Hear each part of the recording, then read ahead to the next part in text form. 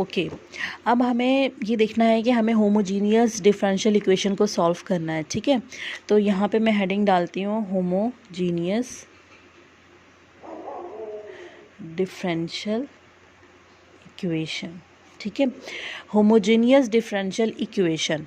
अब homogeneous differential equation मैंने आपको क्या बताई है, सेकेंड और higher order differential equation if is equal to zero, so it's mean it's homogeneous differential equation. If it's not equal to zero, it's equal to any function of X, then it's non homogeneous differential equation, ठीक है।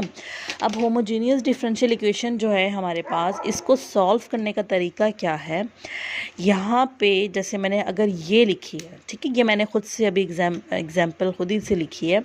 अगर मैं यही लिख रही हूँ यहाँ पे D square Y D X square plus 2dy upon D X plus Y equal to zero, ठीक है, if it's the example of homogeneous differential equation, so what we do.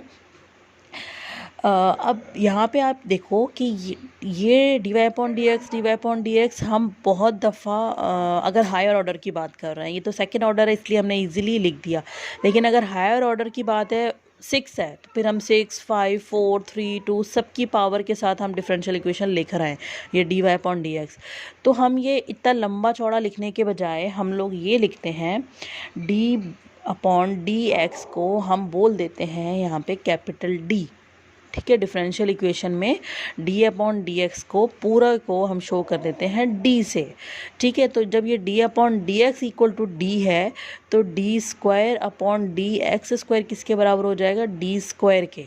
अगर क्यूब है D cube upon D x cube है तो ये हो जाएगा D cube.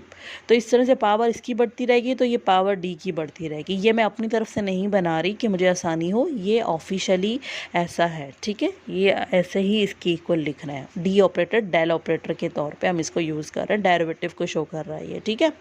तो ये इक्वेशन आपकी फिर हो जाएगी डी स्क्वायर, साथ में वाई है तो Y plus 2 D upon D X की जगह पे डी और साथ में y है और plus Y equal to zero. अब y यहाँ पे क्या है, y is a function of x, ठीक है। y is not only variable, y is a function of x। यहाँ पे हम डेरिवेटिव जिसका ले रहे हैं y का, फंक्शन का x के रिस्पेक्ट से, ठीक है। तो ये सब में y कॉमन है, फंक्शन सेम है ना, तो इसको बाहर लिख सकते हैं। ये बन जाएगी equation 2d + 1 equal to zero. इस सब में से हमने y कॉमन लेके बाहर लिख दिया। अब इस y को हम y जैसे हम तो वैसे ये इक्वल टू ज़ीरो रखा, ज़ीरो है ना homogeneous, but y is not equal to zero because y is a function of x, ठीक है।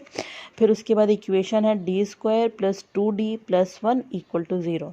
अब आप ज़रा गौर करो, ये देखो ये जो इक्वेशन है आपके पास, ये इक्वेशन क्या बन रही है, क्वाड्रेटिक इक्वेशन बन रही है डी स्क्वायर प्लस 2d + 1, ठीक है। ये आपकी बन रही है क्वाड्रेटिक इक्वेशन। क्वाड्रेटिक इक्वेशन को जब हम सॉल्व करते हैं तो हमारे पास आते हैं रूट्स, ठीक है। तो अब क्योंकि हमने यहाँ d जो है, ये जो d है, इसको हमने डेरिवेटिव्स के लिए शो किया, डेरिवेटिव्स को हम क्वाड्रेटिक की तरह सॉल्व नहीं कर सकते, लेकिन ये इक्वेशन हमारे पास क्या है, क्वाड्रेटिक इक्वेशन। तो क्वाड्रेटिक इक्वेशन को सॉल्व करने के लिए इस d को हम कन्वर्ट कर देंगे एक सिंपल वेरिएबल में जो जिसका डेरिवेटिव से कोई ताल्लुक नहीं, ठीक है। हम इस d को हम चेंज कर देते हैं m से, किसी भी वेरिएबल से आप चेंज कर सकते हैं, पर हमने m से इसको रिप्लेस कर दिया। क्यों, क्योंकि हम इसको ऑक्सिलरी इक्वेशन बना लें, करेक्टरिस्टिक इक्वेशन बोल सकते हैं वो बना दें, या क्वाड्रेटिक इक्वेशन बना दें, ताकि हम इजीली इसके रूट्स फाइंड कर सकें।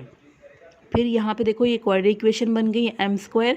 तो जब इस एम स्क्वायर को आप सॉल्व करोगे तो because of square it give 2 answer m1 and m2, सही है। क्वाड्रेटिक को जैसे आप सॉल्व करते हैं कैलकुलेटर से कर लें, फार्मूले से कर लें, जिस तरीके से भी, तो आपने सॉल्व किया तो आपके पास 2 आंसर आ गए, ठीक है।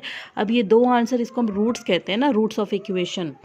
तो ये जो रूट्स हैं, ये रूट्स आपके पास किस तरह के होंगे, जिस तरह के रूट्स होंगे उसको लिखने का तरीका, डिफरेंशियल इक्वेशन है तो लिखने का तरीका अलग होगा। यहाँ तक ये होमोजीनियस डिफरेंशियल इक्वेशन को सॉल्व करने का तरीका, यहाँ तक ये चीज़ समझ आ गई सबको।